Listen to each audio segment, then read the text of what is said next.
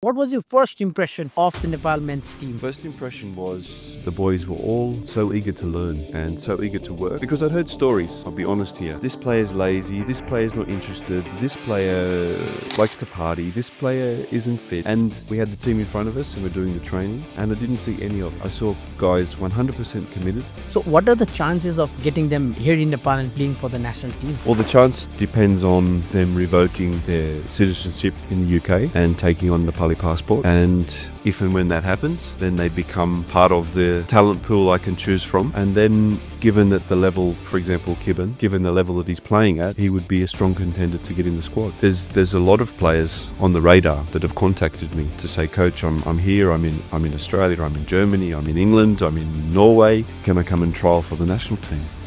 And the answer is very simple.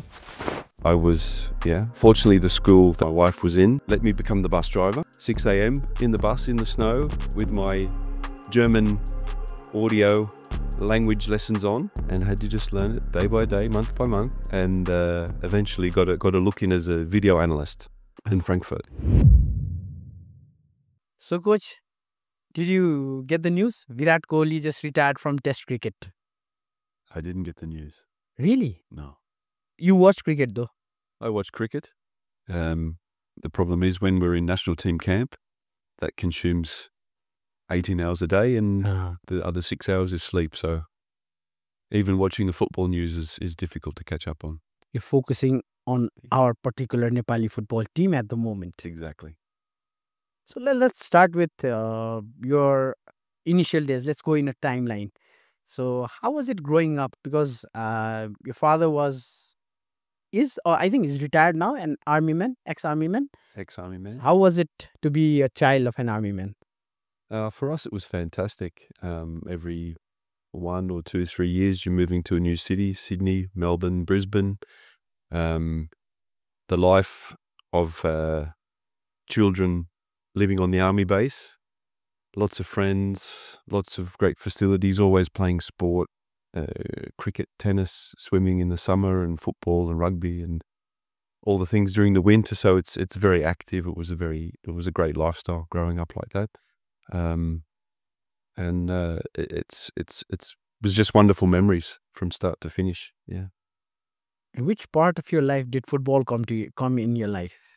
Oh, I think there's photos of me at probably 2 or 3 years old. Do you still have those photos? I'm sure Mum will have them there somewhere. Okay. If you can send us those, we'll just put it of me trying to run onto the field when Dad was playing. Wow. So football's been part of life since day one. Dad was playing, coaching or refereeing, and I followed in those footsteps and started playing at 5, and still going 42 years later. Wow. Yeah. So it's mostly the father who passes on the legacy. And it's the same for me. It started with my grandfather, then my father. So a lot of our viewers know already that I always talk with the guests that when Pele came to India to play in the Salt Lake Stadium, so my father, he went from here to Salt Lake. He saw Pele play.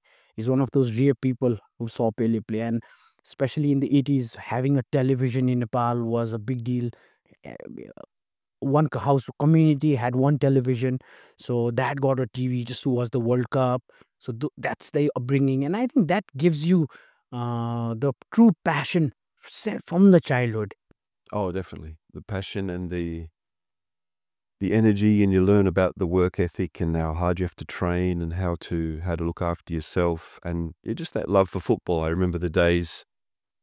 The time difference in Australia means the FA Cup was always on very late for a young boy to watch, but I can still remember those mid-80s watching the Liverpools and the Tottenhams winning the FA Cups, and it was all those special moments that were all connected to football. Obviously through Dad, and also Mum was around as well.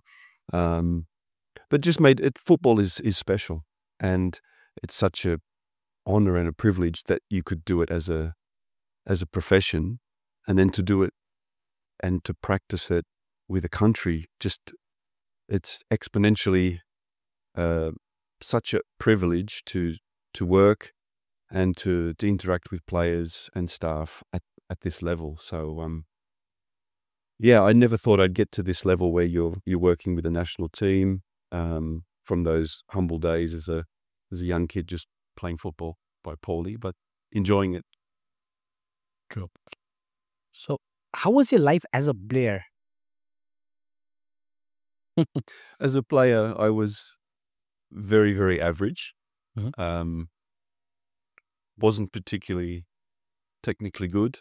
I improved as time went on. So probably by my late 20s, early 30s, I understood the game a lot more as I started to get interested in coaching. But as a player, I was not quick. I was not technical. I could score goals with a bit of height. I could defend well again as a centre back, but it was very clear from very early on that playing wouldn't be my forte. Moved into refereeing as a teenager and progressed quite well up into the old National Soccer League in Australia, which is now the A-League. And then when that career didn't eventuate, coaching became the next one to try, and it's proved more successful, which is good. Yeah, I think we've seen in world football that greatest of the players, they're at times not the best managers they can be, but they have been great in their career while playing, right? And it goes vice versa. If you take Jose Mourinho, for example, we have Arsene Wenger. These are two prime examples. Sir Alex Ferguson, if I'm not wrong, he was these three were not great footballers, but they turned out to be great managers.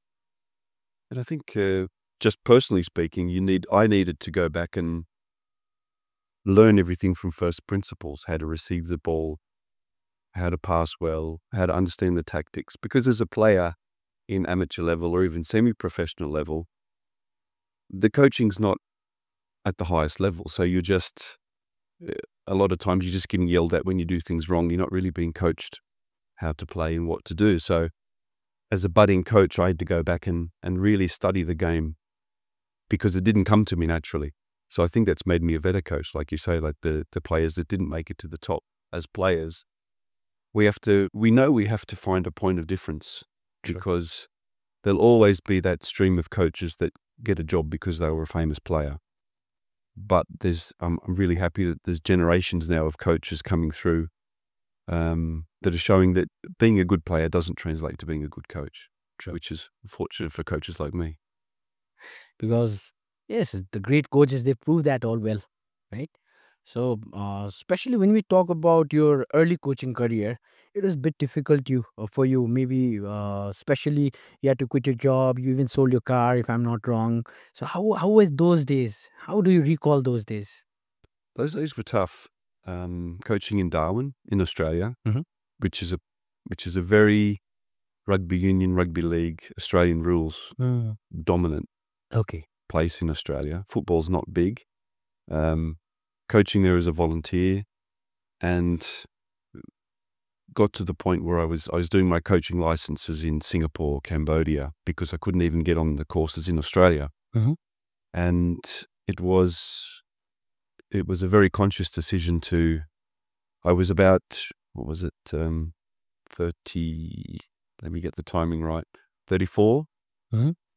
Said I have to either go now, go to Europe, see if I can make a career out of this, or at least know that it wasn't for me and at least say that I tried.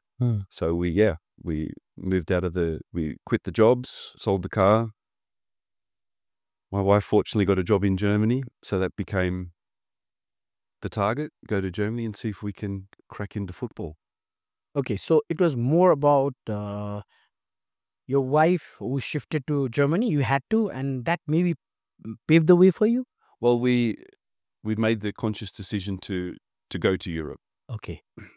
and in those days we were in the international school teaching scene. So the decision was wherever she could get a job, that's where I would go. Okay. So we had a few offers, and Frankfurt, Germany became the place where she accepted a position, and I was the tag-along spouse, Okay. and started from zero. No German, an Asian B license, which counted for nothing in Europe. Was 34, which a lot of clubs told me, you're too late, you're too old. Okay. These were the days of Julian Nagelsmann coaching Bundesliga at 28.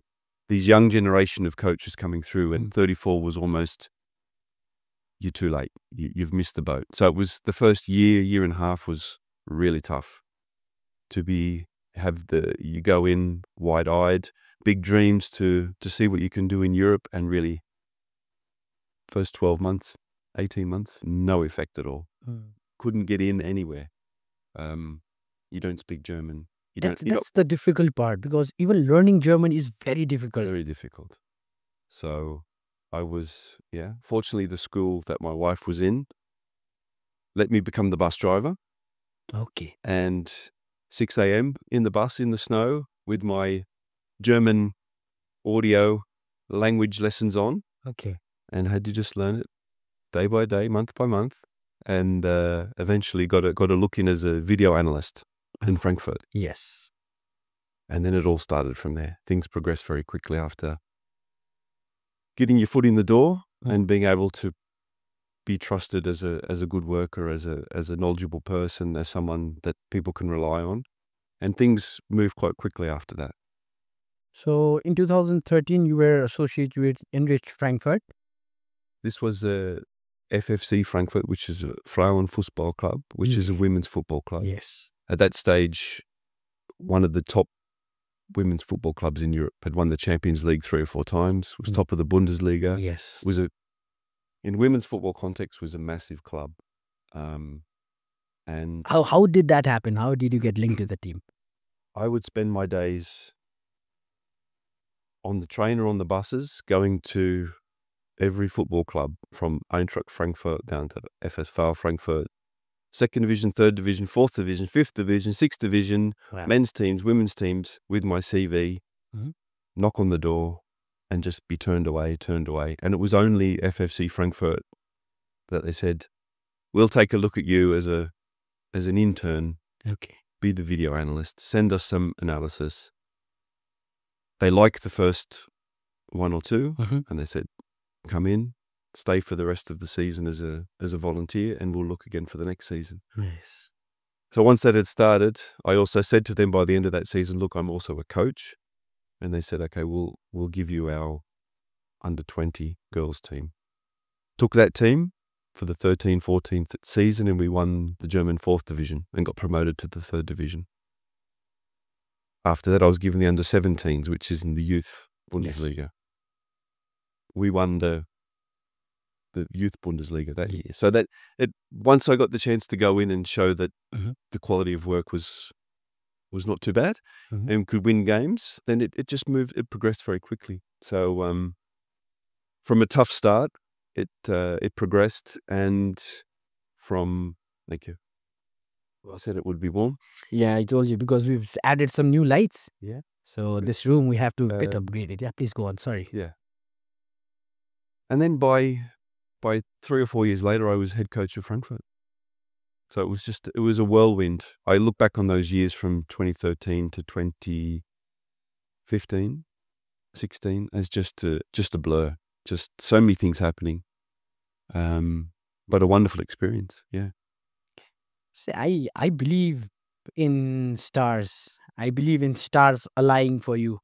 You know when they say the universe conspires, right? So when you deep down feel that you believe in yourself, the things, it may take time, but it does ultimately happen. Because in my life, even I have got opportunities that I never imagined of. Right now, coming back to you. So during this time, how was the support from your wife? Because see, in a relationship, in a married relationship, it always works 2 ways, right? So how was her support so far been?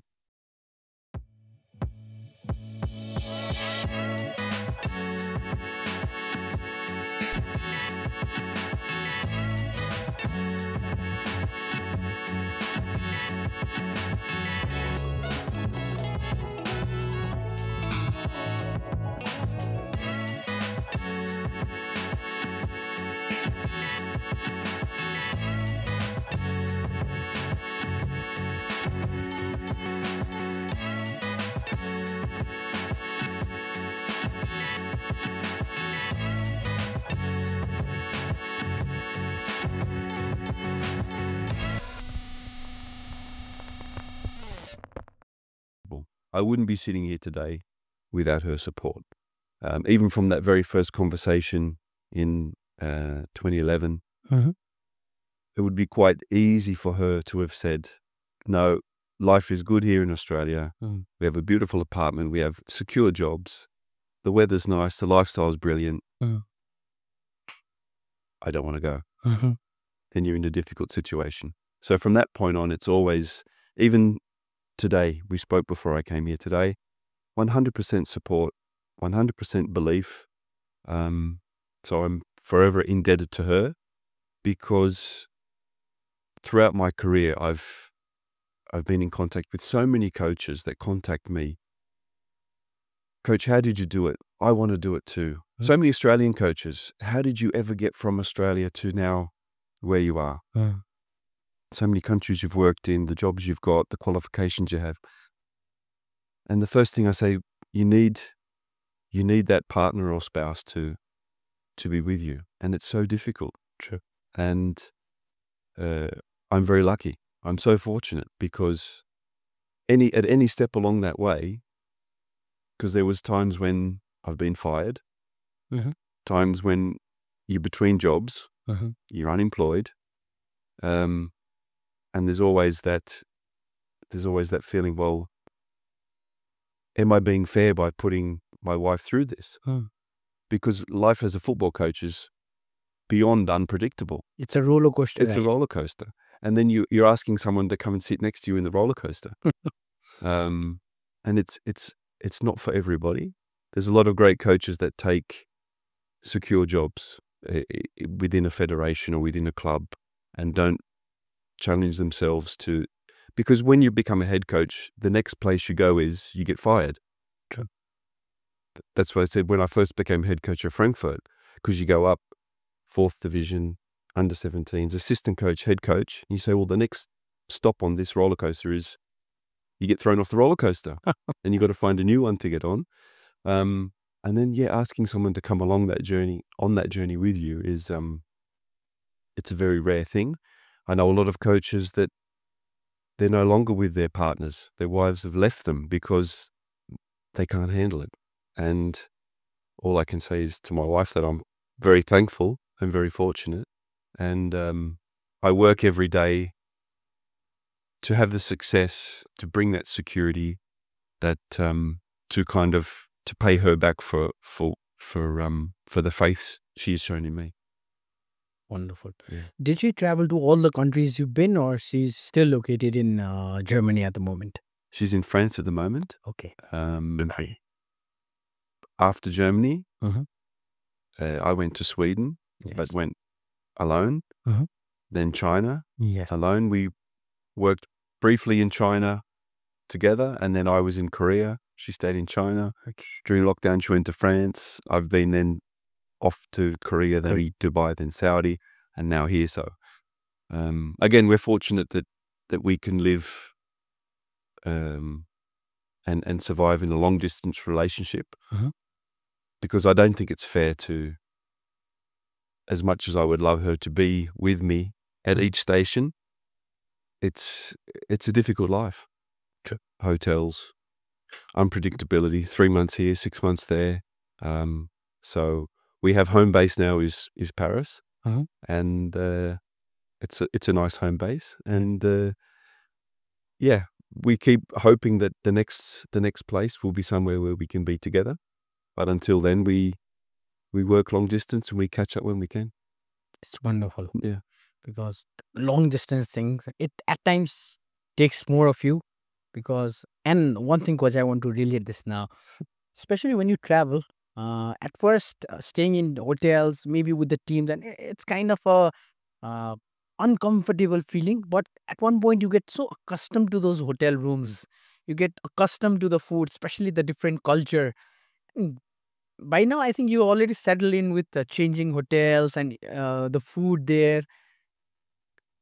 Well, fortunately, I think it stems back to the upbringing of always moving. Yes. I love hotels. I love airports. It's a different feeling. It's a different feeling. I get really, I feel stuck if I stay anywhere too long. And I enjoy the staff at the hotel where we are at the moment. They become a second family. But I enjoy the experience. Yeah, happy to do it. Well, okay. I want to talk more about Frankfurt women's team winning the Champions League. I mean, it's a big deal. So, what was the story? Let's talk about that season, coach. That season, I was very busy. So by that point, the school had given me a full-time job. So I was now teaching. Okay. Grade, I think 4 and 5. Which subject? Like elementary school, primary school. So I had every subject. Oh, okay. So doing that full-time, Uh-huh. coaching the under-17 girls 4 nights a week, plus the game on the weekend. Also studying for my UEFA A license. So that's regular trips to Dublin, Ireland to Germany, for the modules, for the study, for the practicals. Then on top of that, I'm the analyst for the first team. So that's Colin Bell is my mentor, was the head coach. Did you even sleep kind of thing? Not really. Not really. So between the full-time job, the coaching 4 nights a week, the studying for the A license, also then finding time to fly to Denmark to analyze the next opponent, fly to Norway to analyze the next opponent, be up all hours. In those days, I was burning DVDs of analysis. So cutting clips, making analysis, burning DVDs, delivering them to Colin. After midnight, waking up at 6 to go back to work. It was a crazy time, but we knew we had a great team, and we knew that if things went our way, we'd win the Champions League. Yes. So you always have that motivation in your mind. You could sleep, or you could keep working and think this. My part in the Champions League win was very small in the sense of opponent analysis plus analysis of our games to show little areas where we can improve. And then to get through to the final, PSG, and to win it 2-1 in the last few minutes. It's something you just live for. You live for and you never forget. And I remember again calling my wife in tears. We've just won the Champions League. Wow. You've got a Champions League medal around your neck. What an experience. Yeah, and something that it can never be taken away from you. Absolutely. Yeah. That was just going in my mind. That will never change. No. And coach, that moment when you win it, you have those emotions and everything, but it takes certain time to sink it in. And the more it sinks in, the more you realize the value of what you just did, what you just achieved, right? As a team, as an individual. Yes. Like I said, that year was such a whirlwind that it wasn't until, honestly, not until COVID, when everything locked down, that I could have time to reflect on the period before. Because you go from the Champions League, you win it. In that summer, I was then appointed assistant coach at Frankfurt. So then I'm working as Colin's number 2. And then you're straight in planning the preseason, who we're going to sign, who's been released. There was no time to just sit back and go, oh, we've just won the Champions League. You were straight into the next mission. And then it wasn't long after that I became head coach. So then it becomes a whole new adventure.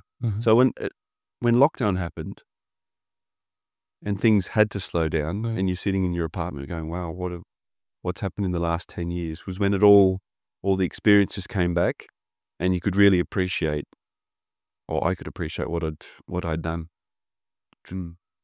Lockdown phase was something for people like us who were continuously working, tirelessly working. We didn't panic because we knew the whole world was at a pause, and then we get to reflect a lot of things and also get our heads clear. I think that helped you a lot, the lockdown thing. Well, before moving forward, let me tell you something about the iconic brand Umro.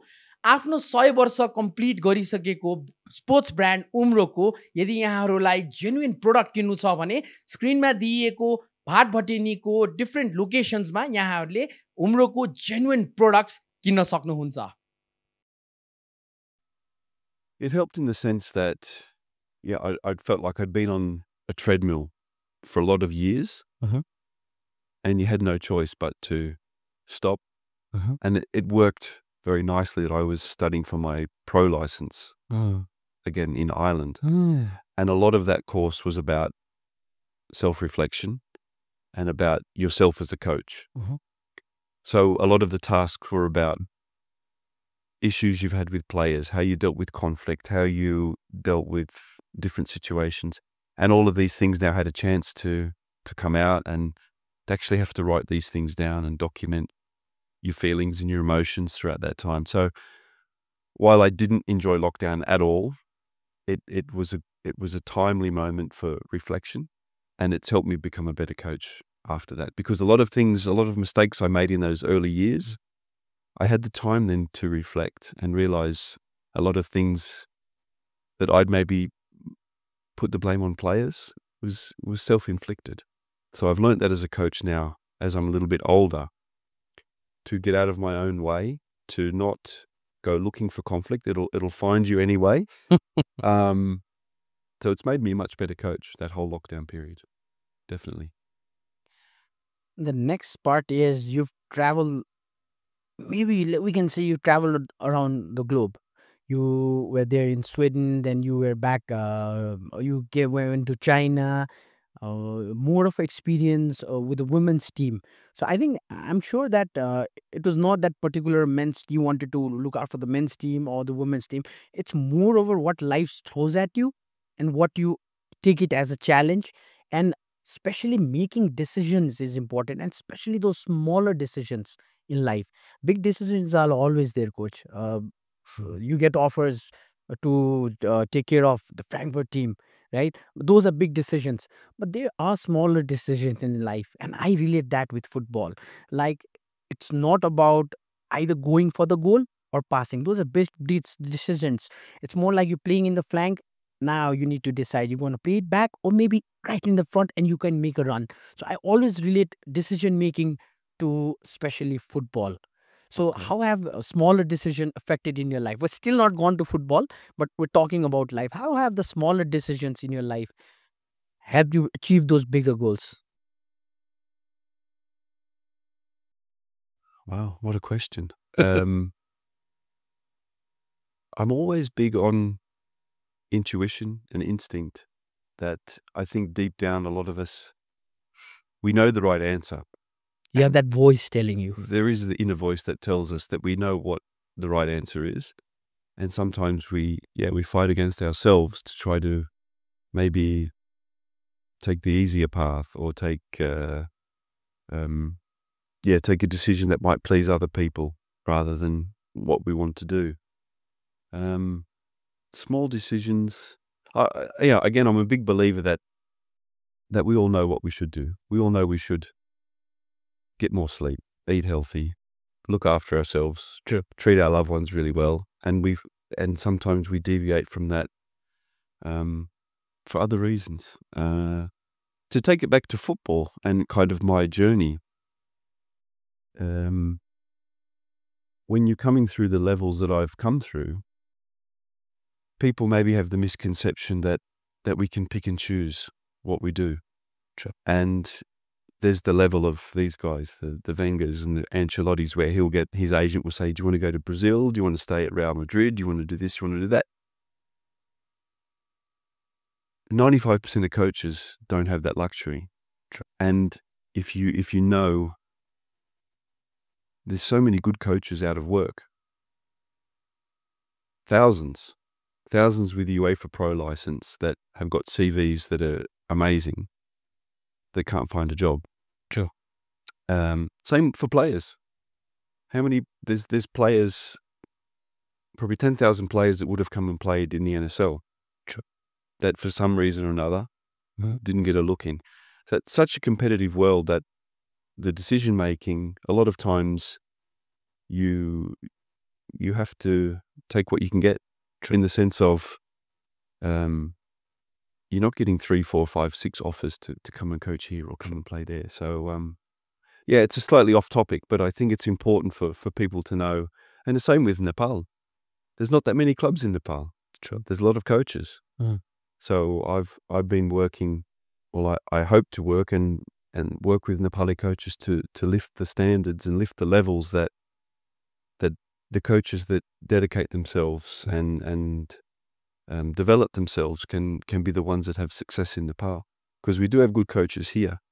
Sorry, I've gone off topic, but yeah. We'll head to that topic in a while. Into that topic, yeah. So now let's head. You had that global experience, right? So coming to Nepal as the senior men's national team coach is also a challenge for you. But I think that will back you by what you've achieved so far as a coach, regardless of the age category, regardless of the gender of teams they have. And I think this is the right time for you to finally take over a men's side, because you proved it with the women's side in club levels or so, and you've taken care of the under 17s, under 19s teams worldwide of the men's, women's.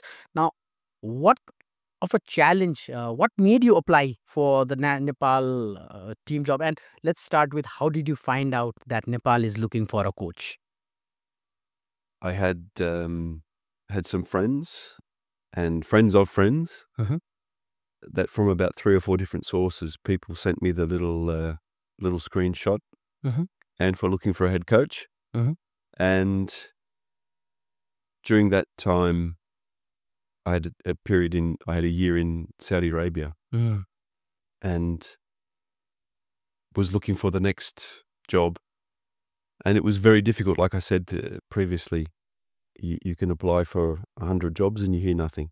True. Jobs other people will say you're overqualified, you're underqualified. We're looking for a Brazilian, we're looking for a Portuguese coach. So it's a real minefield.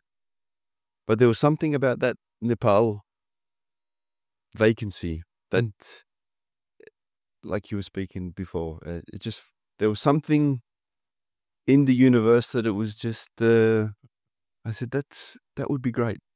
I've had enough experience and enough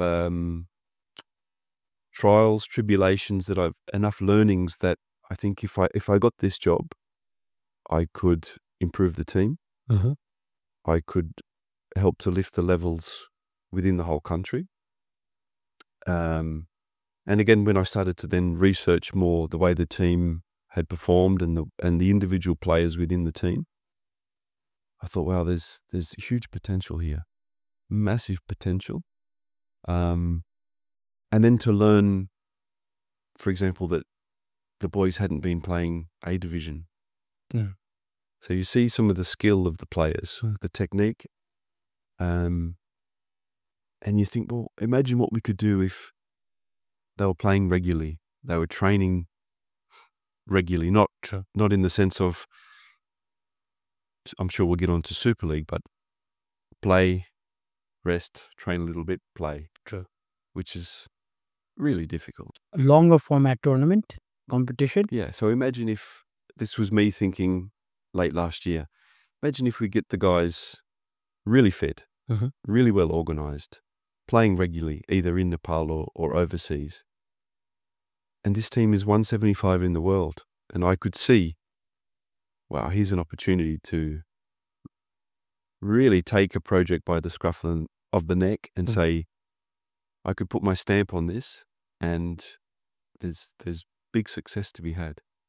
So I was very keen to put my best foot forward in the application and the job interview to secure the job, because I could just feel there's such an opportunity here. And I think I've been proved right by the first few months in the job that this is the best group of players I've ever trained. We said it today in the training session. We trained at 100% intensity, and the boys were going in full-blooded, full contact, but with the respect to help each other up. There was no aggravation. There was no animosity. There's such a special group of players. They come to us after the training sessions. Coaches, how can we recover better? What do I need to improve on? Help me get fitter. Help me get stronger. And as a coach, you just like, this is everything you ask for. True. So I'm blessed to be here. I'm blessed to have the group of players that we have. and a football association that is open, willing to listen. For example, we went in and said, I want to do high altitude training camp. Within 3 or 4 days, we were in Manang. Wow. So credit to ANFA, and a lot of the things, well, most of the things I'm asking for to help improve the team, I'm being supported. So you can't ask for any more than that. So a lot of stars are aligning, and I truly believe we've made good strides, and we'll keep making good strides and keep moving forward, and the team will keep improving. Okay. I want to jump to Manang, but before Manang, let's jump to Singapore. Okay. Right? So you were here for quite a while because of the paperwork and everything. That your announcement was delayed. So even when I invited you for the podcast at first, it was my first instinct. I honestly, I didn't want to have you right away because I wanted you to play a few games, understand the team better. And now this conversation is going to be fruitful because we got to talk about Manang, we got to talk about those friendlies, the upcoming tournaments, NSL, young players. We have a lot of content. Our ball content suru hunदैछ है. So I'm just saying the content has just started. So now talking about your first two games, right? You were there in Singapore. So how now you can it's the players and the coach who can say this. Let's start. What were the challenges to put up a team? Because it's always a tricky thing. I won't say it's difficult, but it's a tricky point to select a team that's going to go play with a team like Singapore, right? So let's start with the journey of now you join the team as a coach officially. So you have a close camp. What was your first impression of the Nepal men's team?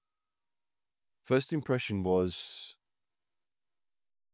that the boys were all so eager to learn and so eager to work, because I'd heard stories, I'll be honest here. This player's lazy, this player's not interested, this player likes to party, this player isn't fit.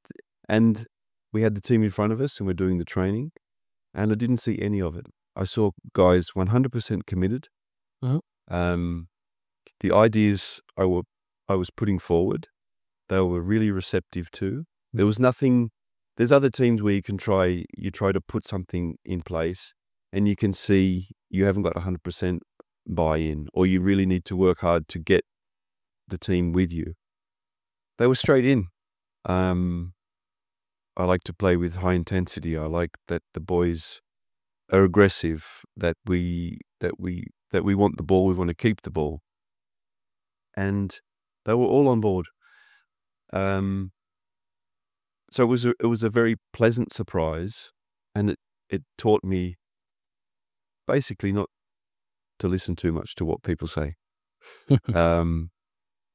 Again, my coaches and I, we trust our instincts, we trust what we see.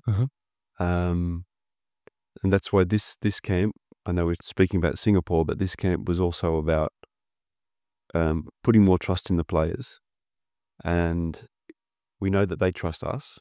So we've built that now in that last camp. But for Singapore, we only had 2 weeks to prepare. And you're coming off a few local tournaments. So you're not really seeing the players, in my opinion, how they really are. Those tournaments are a game, then a rest day, then a game. And then the first game I think I saw was Church Boys. They got knocked out in the first day. So then it's like, well, when do I get to see the Church Boys again?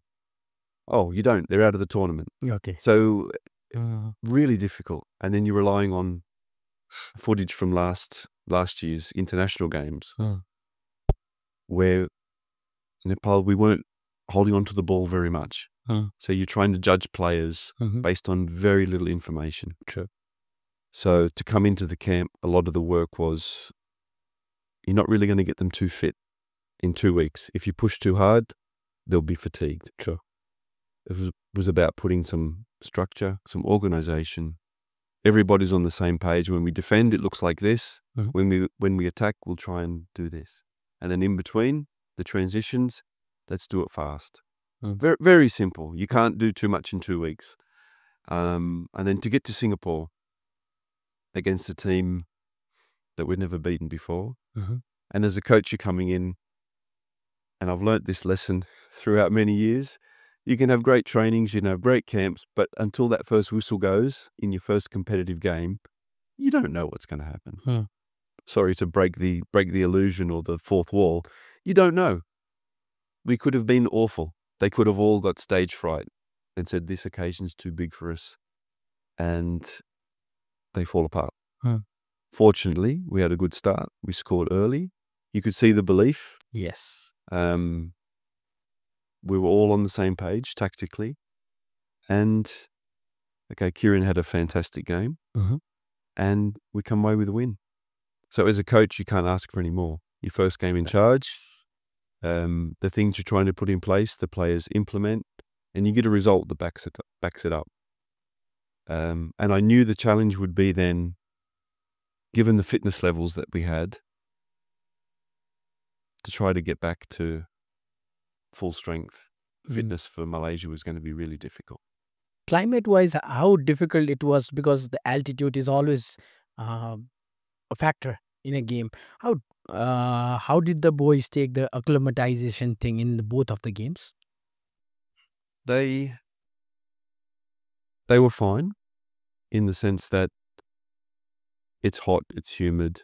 The kickoffs were really late, so we had to adapt our training sessions, our sleep times, our meal times. So that wasn't easy, but I'm never about excuses. You just have to deal with it. The travel schedule wasn't ideal, but at the end of the day, no one cares about that.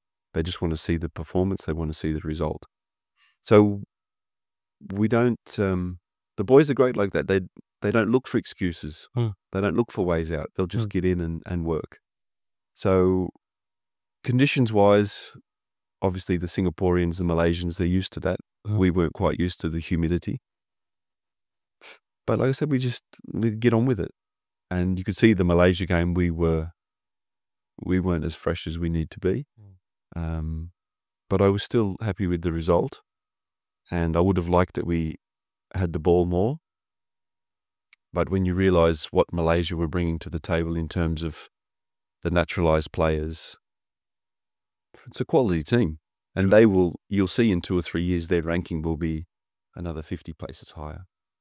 Especially in that game, it was Malaysia pressing, but our defense line was very organized. And that was something very impressive to see. And again, with such a short preparation, my first thought is get defensively tight, structured. We have good players on the counter-attack. So, and you can coach that a little bit, but a lot of that is instinct and pace and the players' decision-making. So I knew if we're defensively compact and tight and well-organized, they'll struggle to break us down. We might have to just sit in for 10, 15, 20 minutes in both halves, which we did have to. But we showed such good resilience, mental strength, that we didn't cave in. Even after we conceded the first goal, other teams might have just dropped the bundle and let in 2 or 3, and it's 3-0 at half-time, and then the game's over. So I was really impressed with the mentality to stay in the game.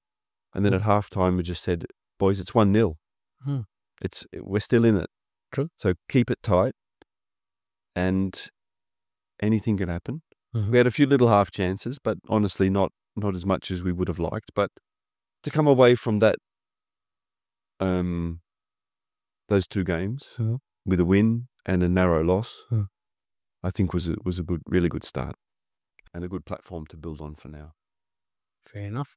So after that competition, it was more about coming home, and then there were those local tour competitions that you were observing, try to maybe find out new players and maybe trying to see what more can your particular set of players can deliver in the game that you haven't seen so far, right? I think that's mainly for a coach to see what can they do out of the box context, right? Yes. So so what is happening in Nepal is, with our top tier league is not happening regularly.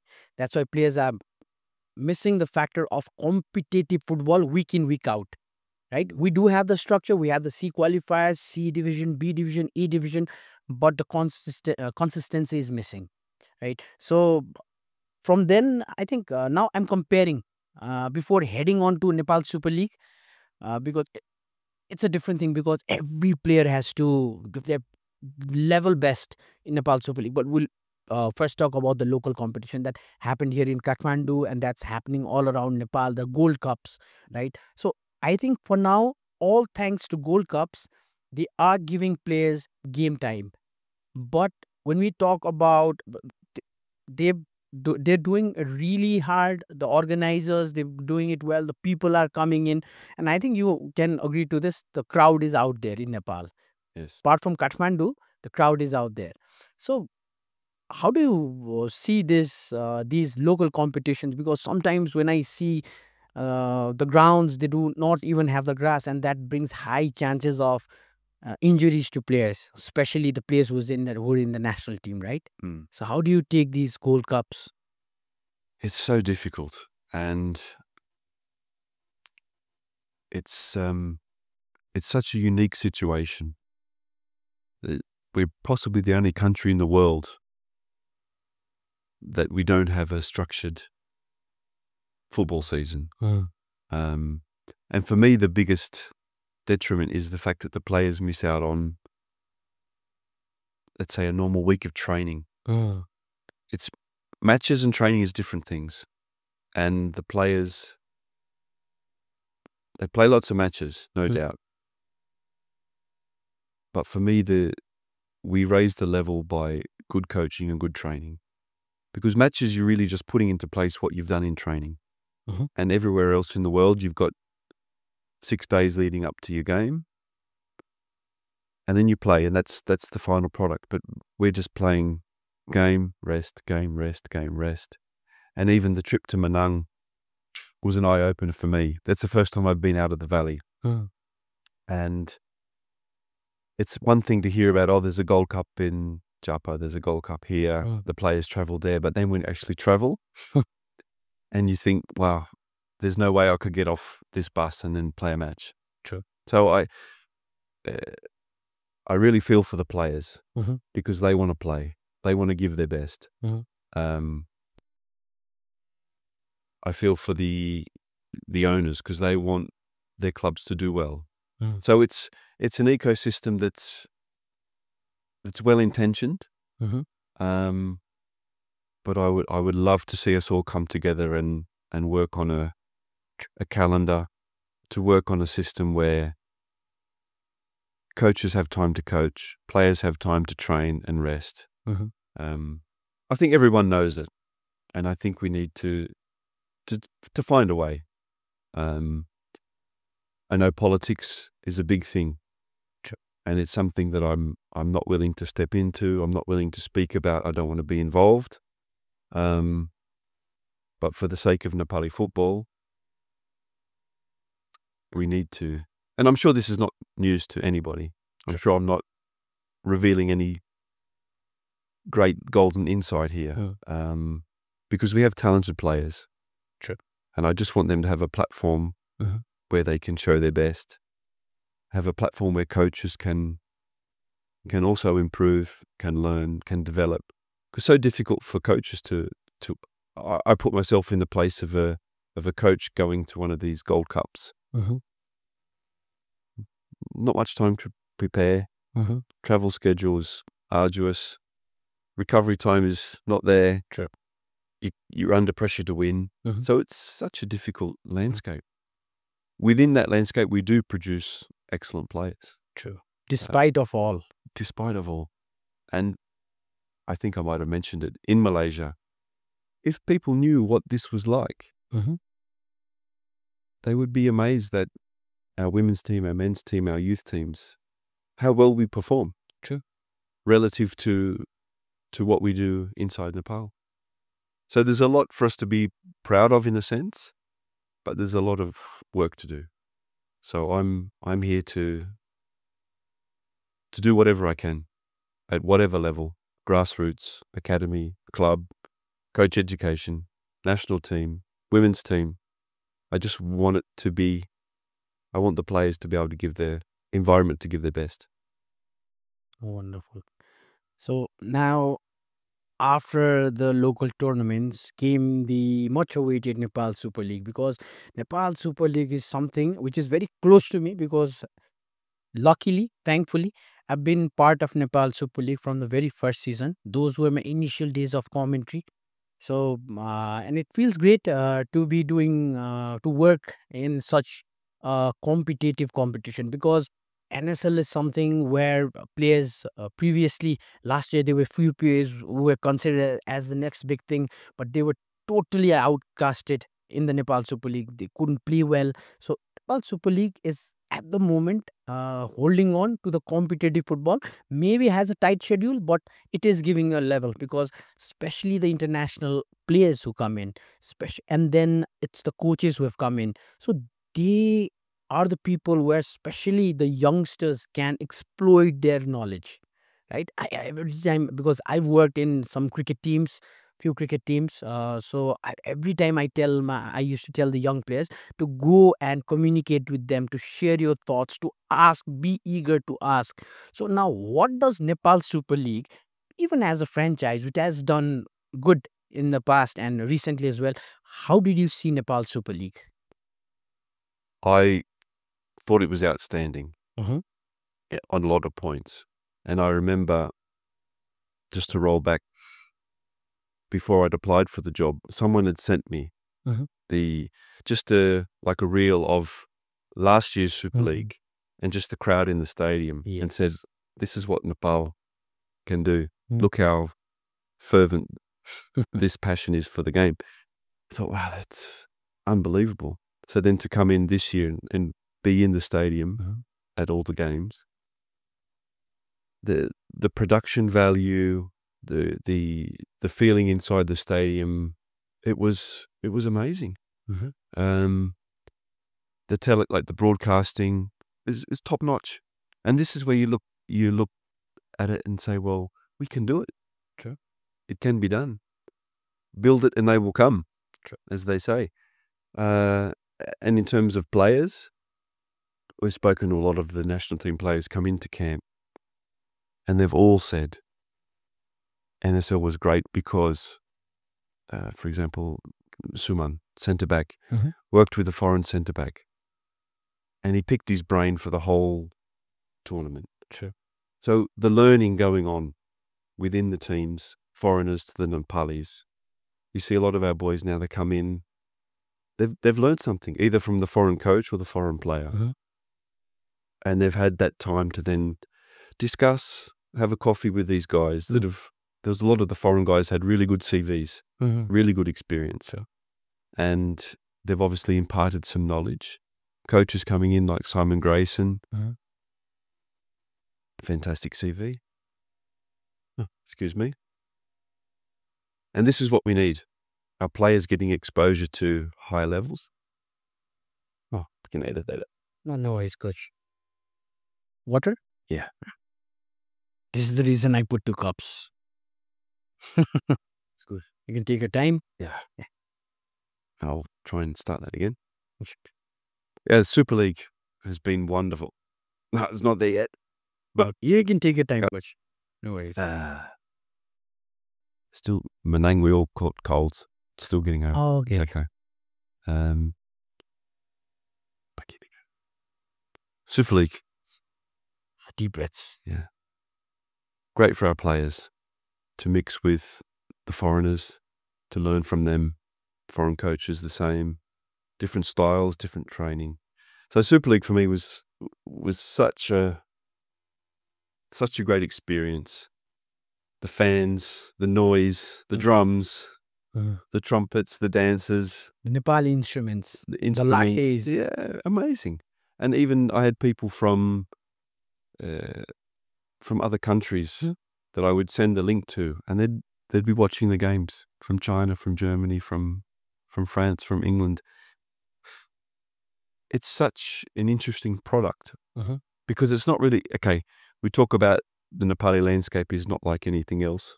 The Super League's not really like anything else. It is something special. I would love to see it developed. and obviously make into a longer season. More clubs would be great.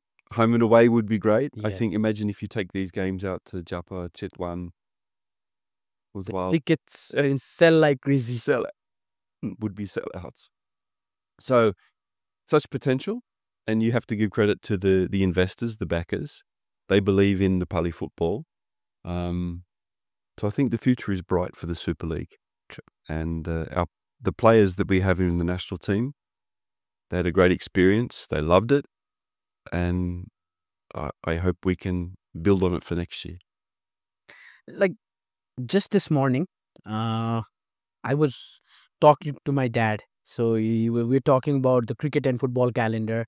So when we came to the topic of football, he told me we wait for the annual budget of Nepal. So it's never a big amount when they give it to sports, and when it comes to football, it narrows down because there's so many sports.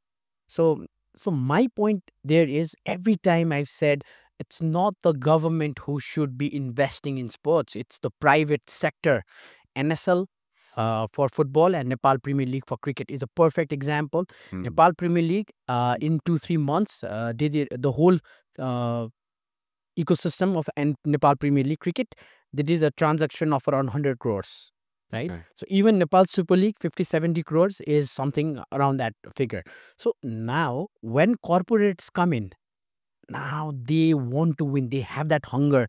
Maybe it's for them, for the image itself, that they want to win it. It's the image of the group of companies they have. Now that brings a competition, and their money is injected, and there's when players earn. Now money for players, yes, it's secondary, but it plays a big role, right? So in terms of commercialization also, competitions like these, and not just Nepal Super League, but if we can get on with our A Division League and continue it at a very small pace. You've seen the level of production that we have. And a few years ago, there's this big television channel of Nepal, Kantipur Television. So I was lucky to be part of the commentary team, and that was the first time A Division was played under the lights, Friday, Saturday, Sunday, and sometimes on Mondays. So they rotated in 2-3 stadiums, and we did only commentary at Rangashala because it's a bit broadcast friendly. So every time I interacted with the players, they used to tell me, now this is something good because we get to play once a week, and we can, the thing you were saying, and they said like it's a different vibe to play under the lights, because when the sun is out, we get drained a lot. That happens to the players.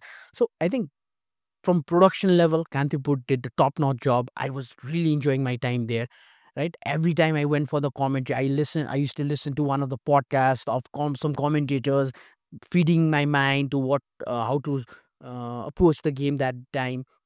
So I think A Division League, I think we have the structure, coach.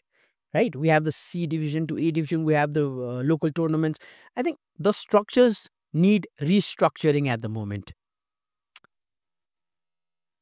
Yes, it's difficult for me to comment because I haven't seen A Division. Mhm. I've watched B Division now that's running now, and obviously C and D I haven't seen. But we have the passion, the infrastructure. I think we need to work on. Mhm. That's quite clear. The commercialization is obviously the way forward, but I would also like to see support based on, again, other countries, Australia or Germany, to build grassroots, to build the academies, to get the schools involved. Everything starts with the wider we can get the base of the pyramid, the better the top will be. And at the moment, from what I can gather, the base of the pyramid is, the foundations are Bit wary. a little bit shaky, or not as stable as, or not as, the base isn't as big as we need it. We've got a big population. We need places where the kids can play. We need coaches that allow the kids to play. And I think you'll start to, I'd like to see, as much as we can get a top-down approach from private investment, a bottom-up approach to fill out the pyramid from both ends, if you know what I mean. Because the top end, private investors will always, I think, always come in. Sure. But it's no good we have the Ayush Galan's coming in now at his age, but where's the next one? Where's the next one? Where's the next one? Exactly. Where are they coming from? Mhm. This is where we need to be feeding into all levels of the game to make sure that we have enough people here to build a huge production line of great footballers, male and female. Love for the game is there. The love for the game is there. There has been 2, 3, maybe 4 generations, but if you look up, maybe more than that, generations of fans, football followers, lovers of the game. Because there used to be a time where Rangashala used to be filled with ultras, coach. They used to fight in the parapet while the game was going on. So Okay. those were the times. If you ask Aman Pratap Adhikari, our senior commentator, and Sanjeev Shilpakar, they're going to tell you long stories, really interesting stories. Now, how important are fans not just turning out for the national team, men's or women's, in the game, but also in club level matches, especially in Kathmandu?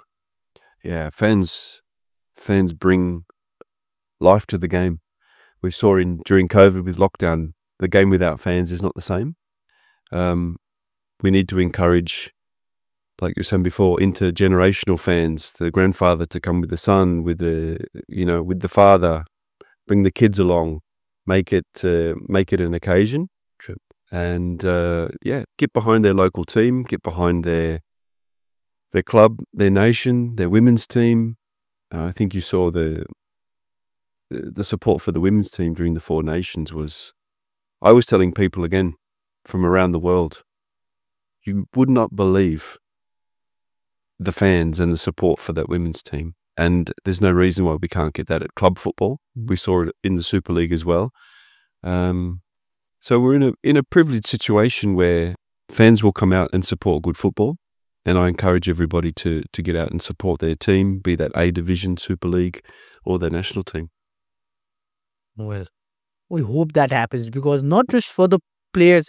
Every time I talk to players, they say like when the stadium is filled with fans, it's a different vibe. It gives you a different energy.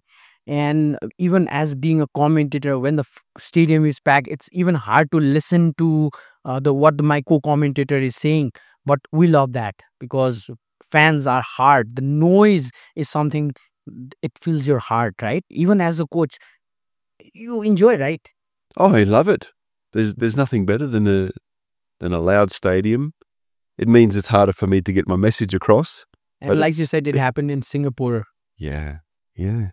And it gives the player an extra 10-15% of energy to push, to run, to fight, knowing that you've got your fans behind you. And then, like I said, the celebration after, when you can go to your fans and celebrate, players get such a buzz from that, and coaches too. But of course, we love it. So now coming back to Nepali football itself, especially after Nepal Super League, the whole Nepal Super League was over. Lalitpur City FC defended their title once again. The games were interesting. They were like very pushing games at times. So there were a few players that we could see, we could talk, we could make predictions that they would get into the camp, and they would straightly get into the team. I think it was Suman Shrestha that you just called up and you straightly put him in the game. He didn't sit in the bench. So I want to talk about this because that was a very interesting aspect. It's not usual for a newcomer player to straightly get into the starting 11. So what was the factor about him in particular? It was Suman Shrestha, right? Yes. Yeah. So what impressed you about him? Everything impresses me about him. His character, his diligence, determination. He's a deep thinker. He thinks about his game. He makes notes about his game. He asks questions every day. Mhm. He studies the game. He's watching European football. He's the epitome of a professional footballer. And taking that onto the pitch, every session he's 100%. He trains like he plays, fully committed, full-blooded. He will do anything to win. If it's a 3 against 3 like this morning, or it's 11v11 if it's a friendly game. He's a winner. He's a competitor. He's a worker. And for me, it was an easy decision. Again, I come into the job with no biases. I'd heard opinions and I disregarded them. I wanted to go with what I believe, and I could see from the way he conducts himself, he can play international football. And no better feeling for a coach to give a guy like that a debut and see him play so well, and then to do the same against Malaysia and say, I trust you, go and do it again. And he did. And he's got leadership potential. He's got the ability to play in top leagues.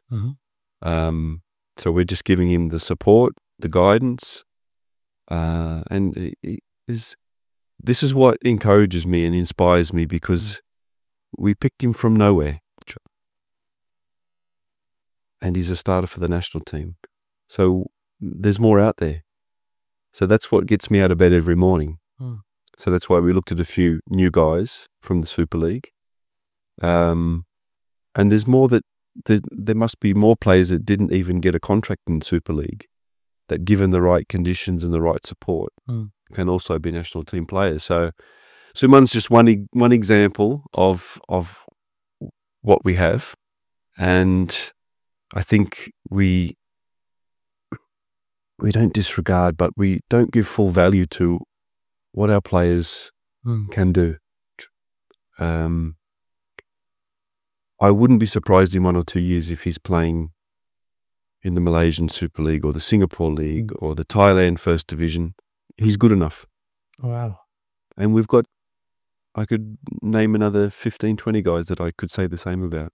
Sure. Getting them to believe it is part of the job, and getting other people outside of Nepal to believe it. I talk with a lot of contacts, and the question is, well, yeah, but he's Nepali. I said, yeah, don't worry about what flag is on the jersey. Look at what's in front of you. Look at the talent. Look at the ability. All we need is, okay, we've got Rohit Chand in Indonesia. We've had other guys. Kieran's been out India. We need to get 1 or 2 more playing in good competitions. Login has been playing in India. Lakin in India. Need to get them out.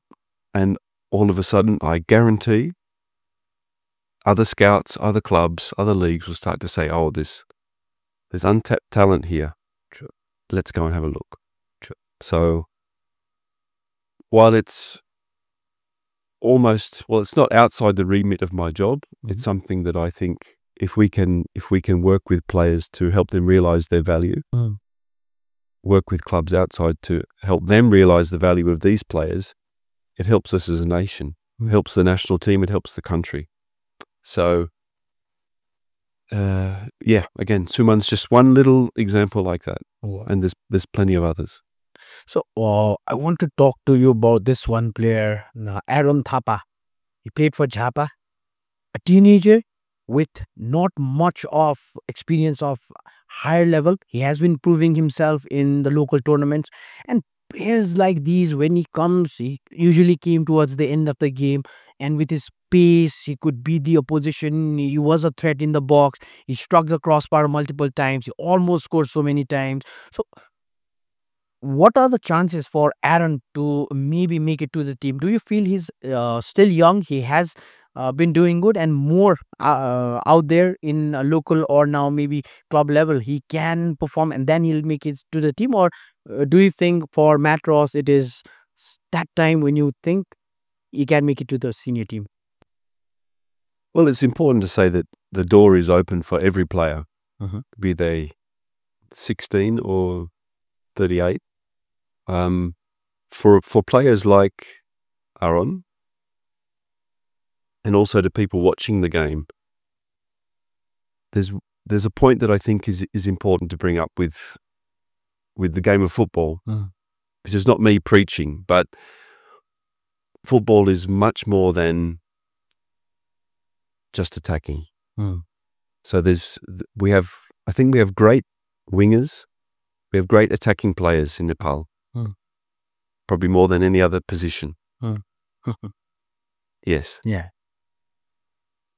For players like that, and there's other younger players that I could reference as well.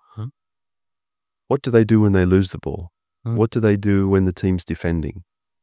Are they ready as a supporting player when their team wins the ball back? Because football's all of these things. The game has 4 moments. And we have a lot of players good at one moment, which is the attacking moment. My advice to all the young players in Nepal is look at the other 3. What are you doing when you've just lost the ball? Are you walking? Are you getting back to help your team? When we are defending, are you trying to win the ball back? Are you helping your team not concede goals? Or are you over the halfway line waiting for your mates to win the ball back and give it to you so you can attack again? This is now we're getting into more, not even tactical things, but just a holistic view of football, that as a coach, we need players in international football that can do all 4 very well. So there's the young attackers. I'll reference Samir Tamang as well. And as an attacking force, very quick, very dynamic. The other 3 moments in the game, can he be better? Can Aaron Tapa be better? And for me, the answer is yes. And I speak about whenever the younger players come into the team and the new boys that came in for this camp, I said, don't label yourself, oh, I'm a defender, I'm an attacker, you're all footballers and you all have to do all 4 moments. True. So even the defenders, it's not enough anymore just to win a header or win a tackle. It's now what do you do when you've won the ball back? So a long answer, players like Aaron, I need to see how he develops, which is tough because where's his avenues to develop? Where will I see him play again? This is tough. So do I have to wait for next Super League to see him play again? Or maybe the Nepal under-19 and the under-20 team. Yes. That's the perfect fit for him now, because it's always a ladder. Life is all about climbing a step at a time. Yes. Right? So because I'm talking about Aaron because he has a very good fan base. People love him. And yes, we do love dynamic players. But as you said, the technicalities, he knows football, but he has more to learn about it. And maybe joining the under-19, under-20 Nepal men's team could do wonders for him. Absolutely. Not just him. We can talk about many young players. Yeah. And I think we have to look at what kind of pathway we're giving the young players. The under-19s are at SAF Championship now. Yes. They're playing India today. So we've got our fingers and our toes crossed for a good result. But the question is then, those players come back. What does football life look like for them? What's in place for them to come back to continue that development? And again, that's where I want to be part of the under-20s, the 23s. Other countries have, I know when I was in China, they had a red squad and a yellow squad, a first team and a second team for the national team. Can we do something like that where there's a shadow team? Yes. Where we're looking at 40, 50 players. The reserve team. A reserve team, effectively. We're all feeding into the same philosophy, the same style of play, that the boys coming from the 19s into the 23s, they know what the training's going to look like. They know everything's in place, that it's a clear pathway from even from the 16s, 17s, 19s, 23s first team. That say, for example, Aaron Tapa comes into that and he's not just jumping into the national team, because we've seen this week, the boys coming in, the training's a lot quicker, the intensity's higher, The coaching style is different. But if they're accustomed to that since they were 15, 16, 17, to come into the national team, they're much more comfortable. True. They're not a fish out of water. They're a fish that's been swimming in the same stream. True. So that's what I think a big part of my job has to be now, to develop the pathway that the young guys can come through, and that we're not jumping from coach to style to system, that we have some continuity in what we're doing. So you as a coach, before heading to the tactical aspect, I want to more talk about the mentality change that you brought to the team. Just like we were talking about the game against Singapore, we had just 2 weeks to train, and it was a tricky point for you to understand all the players, their games, and make them adapt in maybe your style of play, right? So how much of a difference? Because I am asking this question because especially the younger teams, the under 20s, under 19s, I've seen them lacking that mental aspect, especially in the finals, because we've lost so many finals, even the women's and the men's side, right? Especially talking about the younger teams. So how do you take coaching and building up mentality in a team? Because mentality matters, coach, right? Before the game start, how you approach the game, that's a factor of mentality. Sometimes you need to be prepared that you're 2 goals down by 10 minutes or maybe 15. So how important do you think building up mentality in any kind of team is? It's crucial because football, like any sport or any elite endeavor, I would say is 80-90% is the mentality, is how you approach it, how you set yourself the goals. And it's about I even think motivation is overrated. I think we need to be able to do things without motivation. I need to be able to get up and train hard even if I don't feel like it. And for example, the first thing I said to the players, welcome to camp. The objective from the camp is to beat Hong Kong and beat Laos. Yes. Very simple. And we'll build everything back from that endpoint. 2 wins. So how fit do we need to be for that? How tactically prepared do we need to be for that? How much analysis do we need to do on Hong Kong and Laos that we can beat them? So it sets a very clear way to work. And the players, possibly, I can't speak for previous regimes because I wasn't around, but I know from even Australia, we had a long time where we were gallant in defeat. We were underdogs. We played really well, but we didn't win. And over time, Australia's changed that to know we go to an Asian Cup, we expect to win. And we need to be bringing more. I want to bring that more into Nepal where, okay, in the right context, I wanted to go to Singapore to win. Malaysia I knew would be very tough. But in a 90-minute game, you still can win.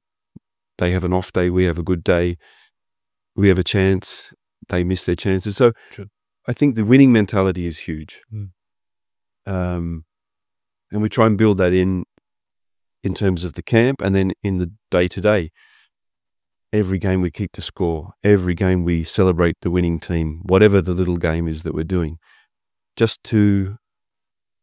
We can't shy away from the fact that we're in elite sport. And winning is what it's about. Yes, we want to entertain, we want to attack. If we do that well, we have a better chance to win.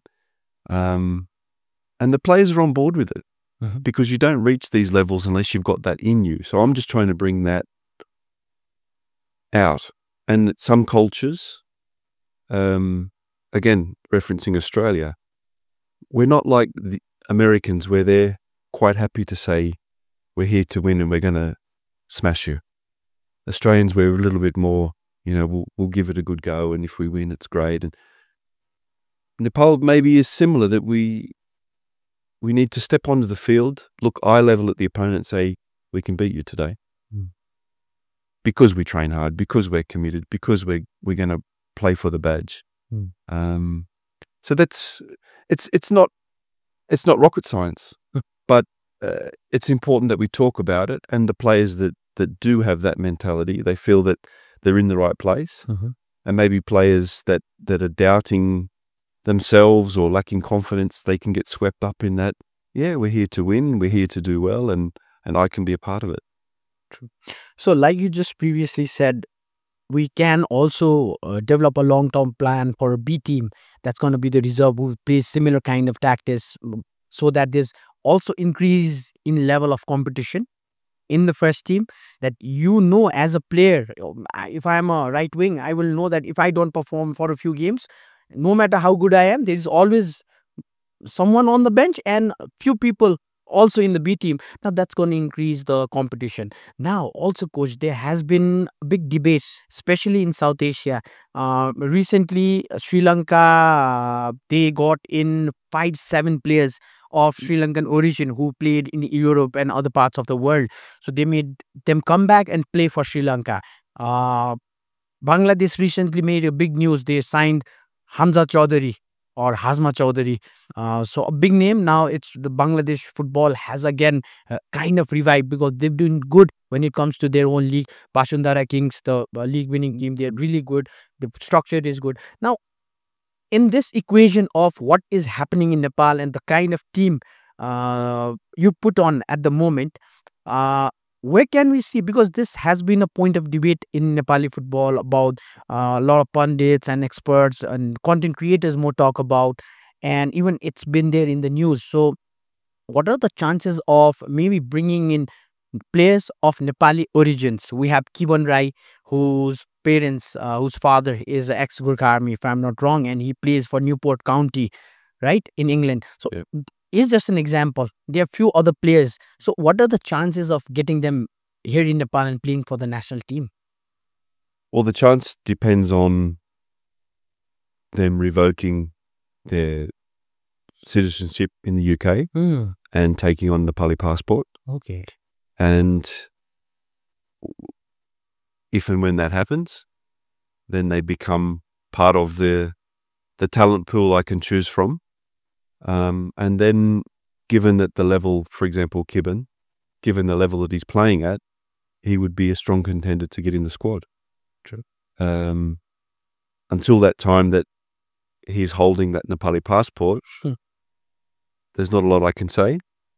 And there's a lot of players on the radar that have contacted me. Okay. To say, Coach, I'm here. I'm in Australia. I'm in Germany. I'm in England. I'm in Norway.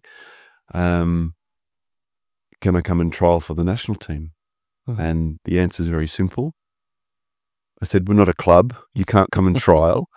You need a Nepali passport. Okay. And then we take everything on its merit. And you can. There's no free passes into the national team. Everyone has to earn it. Like you said, the competition for places is intense, which I think has possibly surprised a lot of people given the exodus that we've had in the last few years of good quality players in Australia or wherever they may be. Competition for places is intense, and if these overseas-based players with Nepali origin are willing to become Nepali passport holders, citizens, it puts us in a good position. But it's not for me to influence or push or to recommend. I'm here to select the best players that are Nepali and make the best team I can and to win the games. Now, I'll give you a point. Let's talk about this. So we see this jersey, right? So this was given to me by our defensive midfielder, who was exceptional, at least for me, and I know Nepalese will agree. I think after a long time, we found a modern day defensive midfielder, Pujan Uparkoti. So I asked him for his jersey of him playing SAF. So after playing the final, he gave it to me, and luckily he got me the signature of all the players who played that final, right? So sadly, Pujan is also in Australia. So there are many signatures. The irony of having this is maybe around 10 to 15 maybe players who have signed here, they've already left the country, right? So now I want to ask you, is there any room for those players who are playing there? They are playing there. maybe not at what level they're playing here, but they are playing football. If they're fit enough, like you said, is there room for them? Have any of these players, Nepali players, who have left for Australia, contacted you? Maybe they want to come in that sense. Yes, they've contacted me. Mm-hmm. We're working to support them to play at a level that puts them in the frame for the national team. Mm-hmm. So to be playing for, let's say, Nepali community clubs in Australia, which we can call that recreational level, it's not enough. For the players that are interested, we can support them to find what's called NPL, which is National Premier League. So let's say Australian Second Division, very high level, very competitive, almost, let's say, semi-professional, training 3-4 nights a week, players that have played A-League, played international football. So it's a good level. They would need to be playing at that kind of level to be a viable chance to get in the national team. So like I said, the door's open for everybody. The question then becomes, are they available to get back to play for the national team? Sure. The luxury I have with no A division and a short Super League is I can call for longer closed camps, which is great for me. Sure. But for these players, for example, in Australia, if I call them up and say, can you take 6 weeks off work because we've got a closed camp, that creates another issue in itself. So it's not easy. What I'd like to work towards is, instead of players, for example, leaving to go and live in Australia and play amateur football, let's find our players professional contracts in good leagues, and I'll happily let them go and play and train professionally, and I call them up just for the FIFA window because I know they're getting well coached, they're getting well trained, they're looked after, their nutrition is all good. I'm getting a much better player coming back into the national team. So for the Australian guys, it's a really tough situation because there's quality players there. True. But they're not playing at the level necessary, which is unfortunate. True. It's just a victim of circumstance. True. Yeah. So there were a few players who came for the last season of NSL. Tej Tamang was there. Our defender Dinesh Rajvanshi was there, who was even man of the match for many games. So there is Pujan definitely, and Pujan is someone who I really felt when he left Nepal, because he had a bright prospect. He was there in defensive midfield, and that gave Rohit Chand liberty to maybe he could also sit at the back. You could maybe go front. These two were good pairings. But now we also do have our players. Not with all disrespect to the players now, Pujan with his experience might have done something, and maybe I think it comes back to the league structure. If the league structure is good, if the players are paid well, if the game is competitive enough, and if it is commercial, then these players will never have a second thought. They'll just come back to Nepal. True. So until I'm learning all this day by day, the circumstances and the predicament of Nepali football, the A division, the players leaving. It's such a unique situation, and I have such respect for the players that are here to be able to get themselves in a situation where they can represent the country and come into camp in a condition to compete internationally. So again, I repeat myself to say that if we can get a solid structure where these kind of guys can feel like I'm getting paid enough to play football, to be looked after, I don't need to go to Australia. We have, again, such potential in the country to have a national team that can do amazing things. I hope I can be around long enough to see the fruits of the labour and to see the day where Nepali football is thriving, is competitive, is producing players. And I know that if we all work together, it can happen much sooner than we think.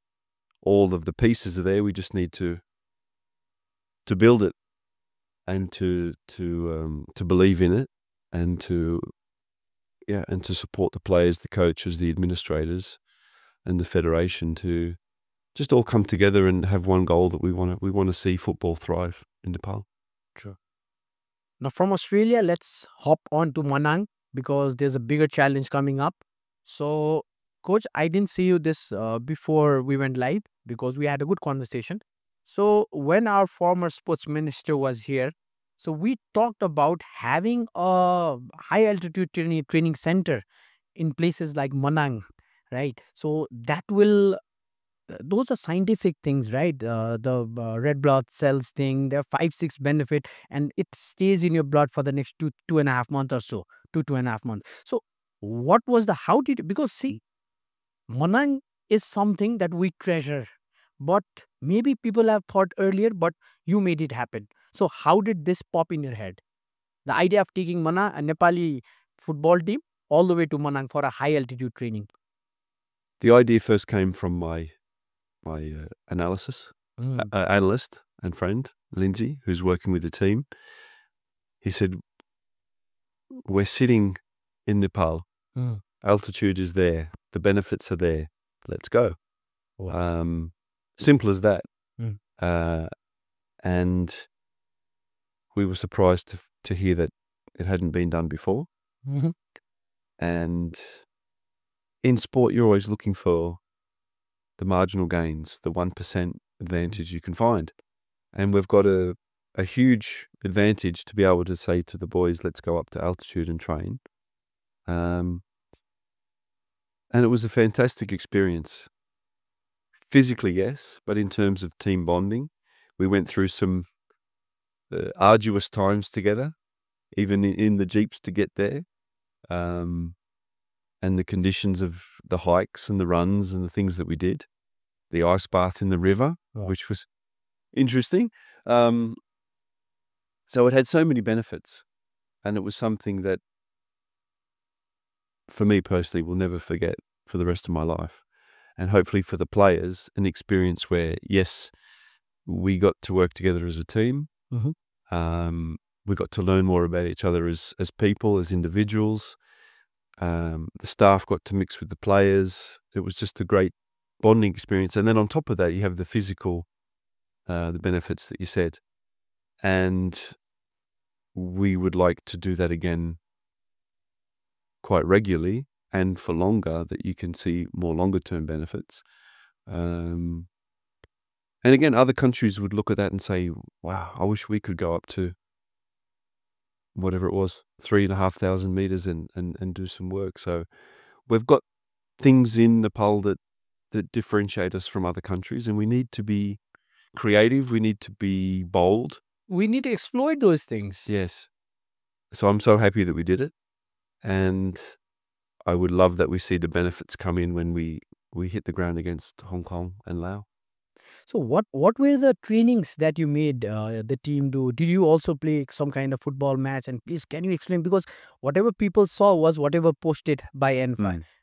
It's difficult to go out there and have someone to post it regularly, but we saw some glimpse. But what did we saw teams, the players lifting rocks, running, cycling. So what were the things you made them do? Well, as a novice, when it comes to mountains and altitude, we had to take it quite slow. Obviously, you can't be ascending too quickly. So the first day was about a 21 kilometer hike, which is very difficult. And then we knew we needed to rest when we got to Manang. So the next day was quite light. The ice bath in the river and a short acclimatization hike, they call it, up to the glacier. See there? So really, in terms of training, it wasn't a great deal.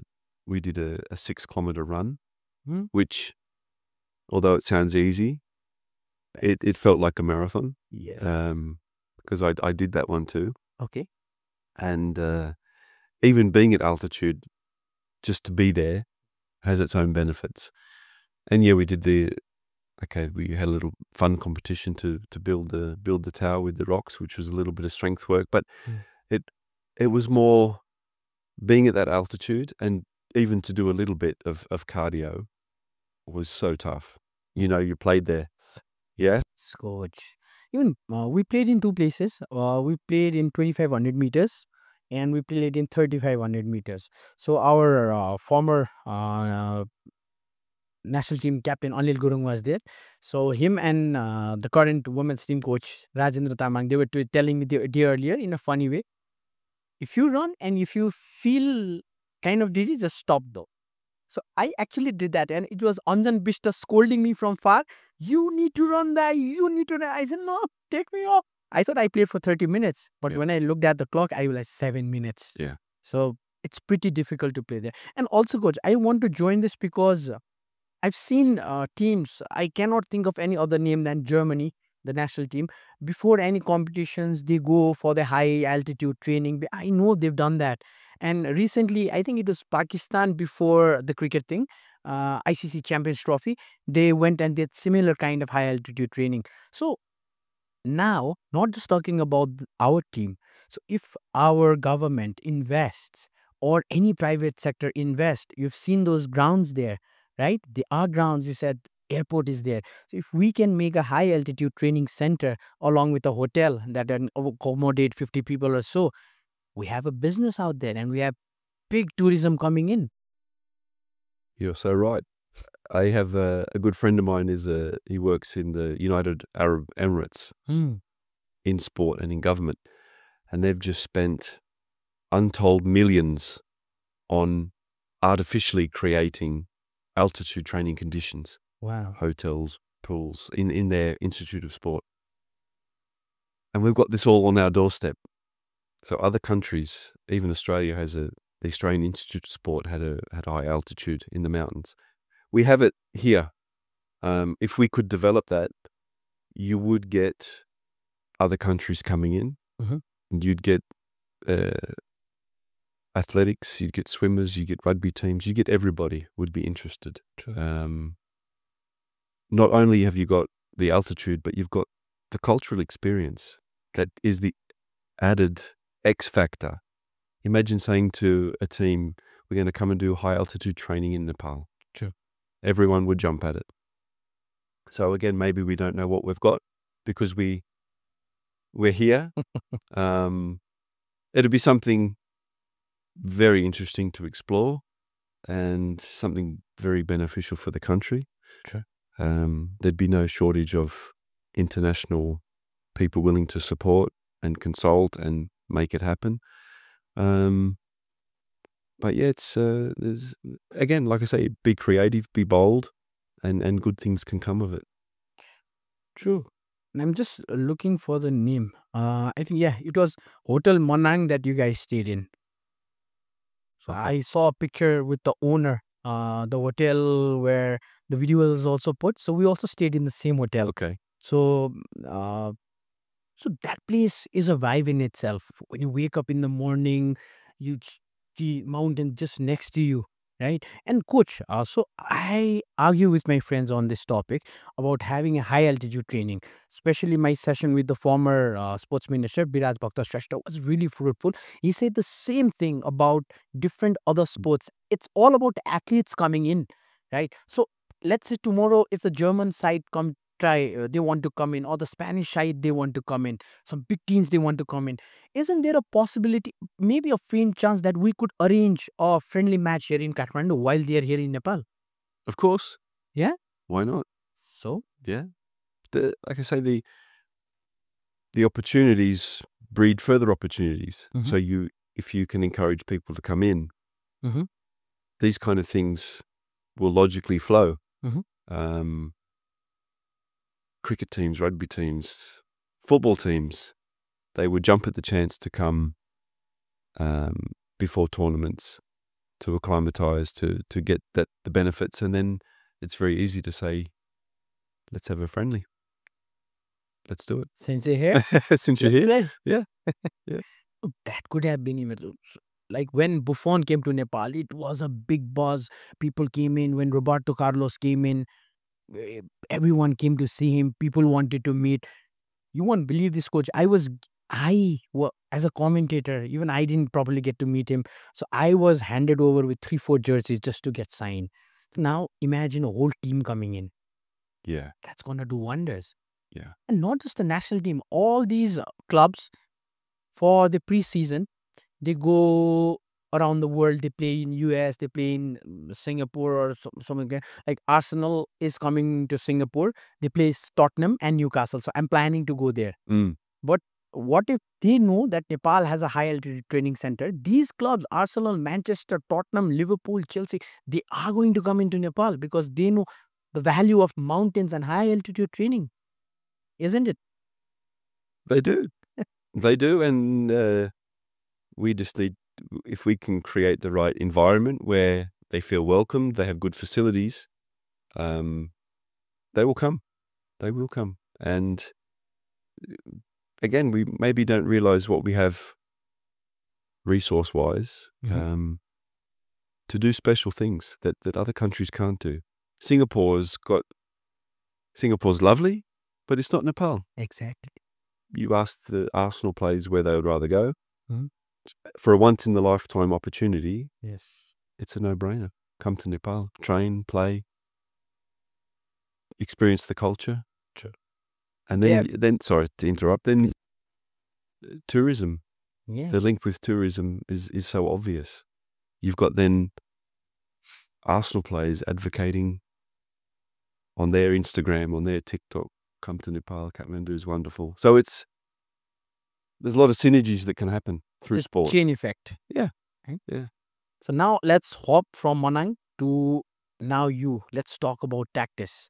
I think you're more inspired by Jose Mourinho, though you are reading Carlo Ancelotti's book. So, what's your style of play? What kind of football do you want your team to play in general? In general, it's to be, let's say, quite vertical in the sense that I'm not interested in the passing stats that we've passed 1,000 times and it's all been sideways and backwards in the back. For me, it's not interesting. It's not challenging. It's not entertaining. So I want to get the ball forward. That being said, I want to get the ball forward in a meaningful way with a plan, with the result being a shot on target, an end product on the goal. And the ways we can do that is not through any. I try and shy away from my system is 4-2-3-1. My system is 4-3-3, because systems. We see the system at the kickoff. Then once that whistle goes, everyone's moving. There's 22 guys all in a flow. There's one ball. I don't like to be fixed into, this is the system. So we work with the players that we have principles of play. So it can be a back three, can be a back four, can be back five, can be two strikers, can be one striker. These things, like I said before with players, they're footballers. I'm not a defender, I'm not a winger, I'm not a striker. And I've had to work with a few of our boys to say, don't put the label on yourself that you're a winger. Because if I then decide to play with no wingers and play with you slightly inside, you're going to say, well, I can't do it, coach. I said, no, you're going to say, I need to adapt. So the football, tactically quite fluid with the concept to play forward when we can, to attack when we can, and then the flow on from that is when we lose the ball to be really active to try and win it back quickly. And that is why I mentioned the players before, the Nepali players had a tendency to lose the ball and either switch off for 2-3 seconds or to not chase it or to stand still, and have to do a lot of work to change this in, because it's all, again, mentality. We've got the ball, we're about to lose it, let's win it back quickly. And then defensively, football's an invasion sport, so they have to get the ball from there and into our net. So if we can be, this is maybe Mourinho style, but if we can be compact, disciplined, aggressive, they won't get the ball in the net. Mhm. And you could see one of my bugbears is people letting crosses come in. You see a lot in football.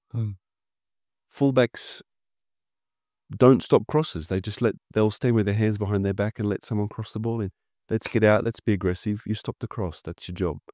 So defensively, everyone's got a role, but it's all about 11 players working together as one collective unit to stop the ball going in the net. Like I'm not going to overcomplicate it here.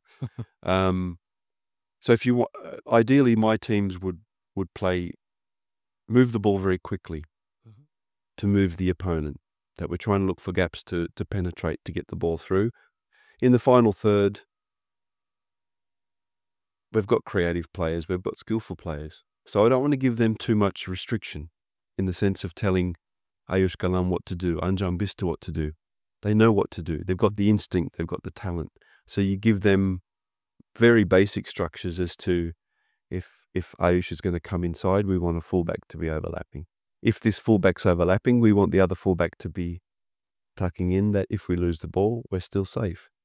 If one of the midfielders wants to help the attack, the other one have to be sitting in. So very basic principles, very basic structures, and then let the team's individual talents shine through, while then having that defensive mentality that all of us are going to be desperate not to let that ball get into our back third. And then you hope that your goalkeeper, which we are so fortunate, I don't know if people know, at least 4 in the camp, top quality goalkeepers. Sure. Unbelievable. And there's 1 or 2 others on the periphery that are 1 or 2% behind. So we're blessed that, okay, Kieran is the captain, the experienced guy, but there's guys now knocking on his door ready to say, if you slip 2-3%, watch out, because I'm there. And that's, as a coach, that's all you can ask for. And it might have been a bit tricky, especially after Nepal Super League, to get some new players in, because a lot of players have impressed, especially talking about Kritish Ratnachunju, because I have been following for a while and I know his development. And this time he was a different breed of player, coach.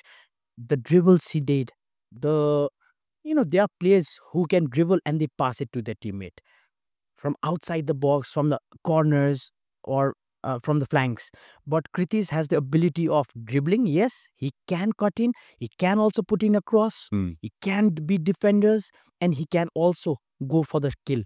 And he has done it in the past. So now, what does Kritish bring to the midfield of your team? Because I know you are someone, you like to control the tempo of the game, even with or without the ball. So how does Kritish complement your gameplay? Kritish we have to still remember he's a young guy. So he's got lots of great attributes. He's still got a lot to learn.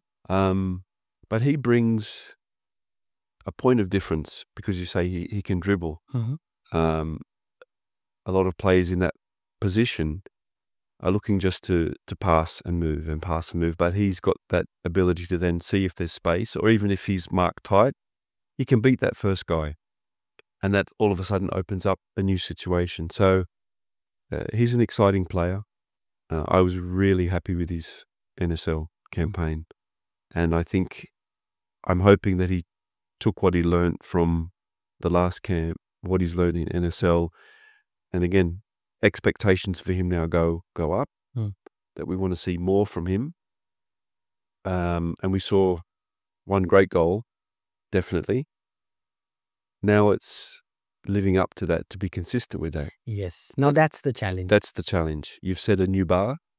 Now this is what we expect this, not just once a season, but much more often. And then he's really knocking on the door of the starting 11. Yeah. So we can expect with Matt Ross, you have to have, if you're level 8, you need to push yourself to 8.5 or maybe 9, and then you get the chance. Of course, yeah. Not only push yourself, but there's another guy there also at 8.5, ready to push you. Because if he gets to 9 and you're still at 8.5, But the players, the more questions they ask, the more they learn, the more we're teaching, the more time we spend together, you'll see the players, they'll all improve. And that's what I'm enjoying at the moment. Players like Kritish, asking good questions, not resting on their laurels. I had a good NSL, now I'm good now. No, push more. And this is the kind of characters we've got in the national team now. And there's a player who has a very interesting storyline, Rohan Karki.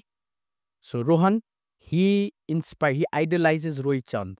He wears the same number when he plays for the club, and he now plays in the same position, right? So he came last year in Nepal Super League, won the upcoming emerging player. So having a player that looks up to Rohit and plays maybe similar kind of football, maybe different. So how do you take Rohan Karki? Because he's a youngster. I'm focusing on the young players at the moment. Yeah. How do you take Rohan Karki? His quality on the ball defies his age, because he's, again, still a young guy. His match intelligence very high, understands the game very well, sees things very well, has good vision, and also the skill to execute what he can see. I didn't know that about him, idolizing Rohit, which is good to know. So he's got a great person there too. Great to be able to work with your idol and learn from them, because Rohit's still got so much to offer the national team. He trained with us the last few days, is in great form, great fitness, great mood. And for players like Rohan to work with him day to day, side by side, again, you'll only see him get better and better. And again, these are the kind of players that I would like to see get on the radar of clubs outside of Nepal.